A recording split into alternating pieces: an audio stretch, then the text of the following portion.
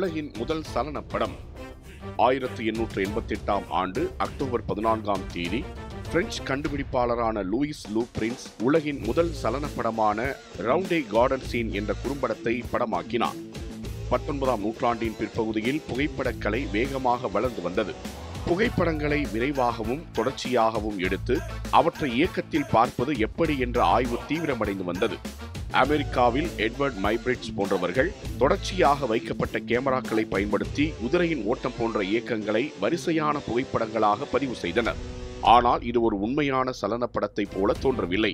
Thomas Alva Edison உள்ளிட்ட கண்டுபிடிப்பாளர்களும் திரையிடக்கூடிய சலன படங்களை உருவாக்க முயற்சித்து வந்தனர். லூயிஸ் லூ பிரின்ஸ் என்பவர் ஒரு கட்டத்திலிருந்து அடுத்த கட்டத்திற்கு ஒளியை படலத்தின் மீது நகர்த்தி காட்சிகளை பதிவு செய்வதற்கான ஒரு தொழில்நுட்பத்தை ஆராய்ந்து வந்தார். அவர் ஒரு படச்சுருளில் தொடர்ச்சியாக படங்களை பதிவு செய்து அதை திரையிட்டு பார்க்கும் ஒரு கருவியை கண்டுபிடிப்பதில் தீவிரமாக இருந்தார். லூயிஸ் லூ பிரின்ஸ் 1888ஆம் ஆண்டில் ஒற்றை லென்ஸை கொண்ட ஒரு சிறப்பு கேமராவை கண்டுபிடித்தார்.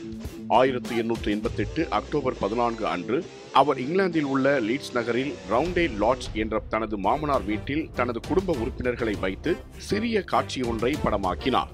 இது வெறும் 2.11 வினாடிகள் மட்டுமே ஓடக்கூடிய மிகச்சிறிய படமாக இருந்தது. லூ பிரின்ஸ் ஒரு வினாடிக்கு 12 பிரேம்கள் வீதம் படத்தை பதிவு செய்தார். இந்த குறும்படம் ரவுண்டே கார்டன் காட்சி என்ற பெயரில் உலகின் முதல் சலன படமாக வரலாற்றில் பதிவானது. லூ பிரின்ஸ் தனது கண்டுபிடிப்பிற்கு அமெரிக்கா மற்றும் பிரான்ஸ் ஆகிய இரு நாடுகளிலும் முறைப்படி காப்புரிமை பெறுவதற்கும் அதை பெரிய அளவில் பொதுமக்களுக்கு திரையிடுவதற்கும் ஆயத்தமானார்.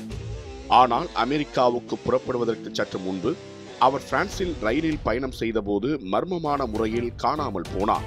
அவரது உடல் உடைமைகள் அல்லது அவர் எங்கே போனார் என்பது பற்றிய எந்த தடயமும் இன்று வரை கண்டறியப்படவில்லை. லூ பிரின்ஸ் காணாமல் போன பிறகு தாமஸ் எடிசன் கைனடாஸ்கோப் மூலமாகவும் லூமியர் சகோதரர்கள் சினிமேட்டோகிராஃபி மூலமாகவும் சலன படங்களை திரையிட்டனர்.